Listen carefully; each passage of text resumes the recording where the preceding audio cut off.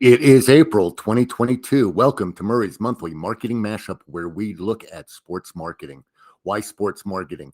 The targets that are very interested in specific sports and select stats regarding three of these categories. So, why sports marketing? It's about enthusiasm, it's about interest level, it's about an attachment to a game, a team. There's not much else I can say other than it's personal.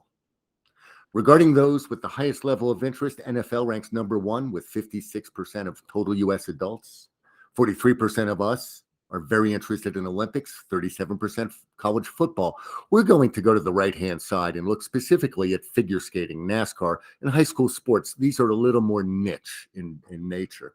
So regarding gender, we see figure skating is 80% female. NASCAR is two-thirds male, and the high school sports offers a 50-50 split when looking at those with the highest level of interest. Regarding age, the figure skating group over-indexes for being 65 and older, NASCAR 45-64, and high school sports includes those 25 to 44, certainly different in age. Other demos, the figure skating group is more likely to be divorced, have incomes below $60,000, and live in an apartment, where the high school sports group more likely to be married, more likely to have incomes above $50,000, and to live in a single-family home. Regarding planned activity, the figure skating group, they want to take a spa vacation and an escorted tour. The NASCAR group enjoys golf and tennis vacations, as well as gambling and casino. The high school sports group also likes golf and tennis vacations, but includes theme parks, as they are more likely to have children. You'll see the difference between full-size car, luxury car, pickup truck, and minivan based on the different groups. The figure skating group is also more likely to switch their home insurance in the next 12 months, the NASCAR group to switch their auto insurance, and the high school sports group just slightly above average for switching their cell carrier. What do they plan to buy? Well, the figure skating group, home office products, new homes, e-readers, and a second home. The NASCAR group, more likely to buy boats, satellite radio, and home security.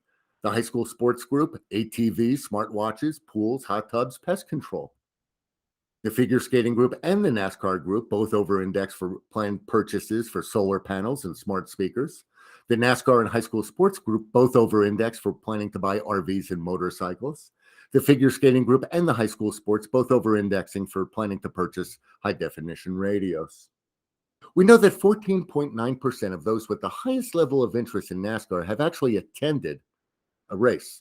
We know that 27.8% of those with the highest level of interest have visited the NASCAR website. We also know that 8% of those with the highest level of interest will listen to a race on the radio over the course of a year. 41% over the course of the year will watch a race on cable. 37% of these people typically read sports pages in their newspaper. Another 26%, a unique and complementary group, will do so not in print, but regarding in a replica or e-edition. So what you see here is fragmentation. What do all these people do, though? How do we combat fragmentation? Well, it's digital. 92.3 have access, and it's not just 9 and 10 have access. It's that 80% go online, not monthly, but each and every single week. 8 and 10 utilize search. And of those using search, Google holds the highest share of 96%. 3/4 will engage in social media. 69% will engage in social media on a daily basis, and they're spending over an hour and a half doing so. And of all those engaged in social, 87%, 9 and 10, specifically will go to Facebook. And regarding connected TV, while less than half of these people have cable, 65% have a streaming service. And YouTube beats Netflix for this particular group. And what do we know about simultaneous media usage? AdTaxi has seen this in its surveys over the year from Olympics, from Super Bowl, is that roughly half of an audience at any given time will be looking for similar content somewhere else. And that, by and large, is digital. So we've seen a decrease in live sports content for Gen Z and millennials, some of the younger adults. We see a shift of social first. These are shows designed to run on Facebook or ESPN, either social first or social only. And this content doesn't necessarily have to be directly about a game. It could be something a little off on a tangent, because as consumers, these people have a wider array of interests. So we know that even niche sports marketing targets are very diverse. The plethora of media options they have and the way they absorb content leads to fragmentation. So reaching huge groups of our targets can be difficult, let alone expensive.